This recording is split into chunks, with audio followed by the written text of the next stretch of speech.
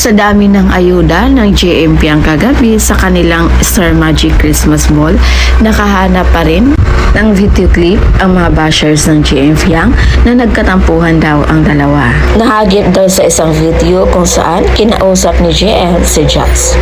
At kahit daw katabi ni JM si Fiang, nakatingin daw ito kay Jazz. At mas lalo pang nadagdagan ng isyo nung kinumusta ni JM ang brother ni Jazz. Dagdag pa ng GM Jazz supporters, talagang may something in private ang dalawa. At love team lang ang sa kanila ni Fiang at ang kanyang love talaga ay si Jazz. Kaya disclaimer lang guys, kaya laging nababash si Jazz at si GM ay dahil na din sa mga ilusyon ng mga supporters ng GM Jazz.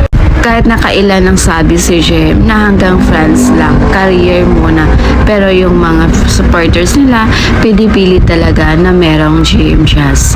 Gaya na lang ng konting interaction ni JM kay Jazz, naging issue na sa kanila. Magkaibigan naman sila at magkasama dati sa bahay ni Kuya, so normal lang talaga na pwedeng mag-usap sila or magkaroon sila ng interaction sa ibang mga housemates, hindi na lang puro JM Fiang. Dahil karapatan din naman ni JM na makihalubilo sa iba, ganun din si Fiang. Dahil sa mga nag-iilosyong supporters ng JM Jazz, nagbagsak tuloy ng video clip ang mga supporters ng JM Fiang na hindi nga nagkatampuhan ang dalawa. Hindi lang sila magkasabay naglakad, pero si JM naman ang nagbitbit ng force ni Fiang at ng cellphone nito. At may isang video clip din na pinakita ang mga supporters sa JM Fiang kung saan may sariling mundo ang dalawa. May nakuha pa nga silang video kung saan nakatalikod si JM sa stage at kay Fiang humarap.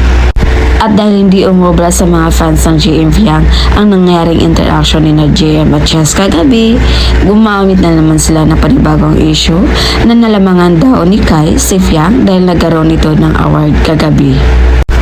Ang ganda daw kasi ng suot ni Kai na bagay daw ito sa Star Magic Christmas Ball, while kay Fiang daw ay pang fairy tale. Pero hindi naman ikinakailan ng mga fans ni Fiang na talagang maganda din ang suot ni Kai. At iba din kasi ang dating ni Fiang sa kanyang suot. So hindi big deal kung sino yung nakakuha ng award. Ang importante, isa sa batch ng PBB Gen 11 ang nakakuha ng award. So yun muna yung pa-update natin guys. And again, this is Winals TV.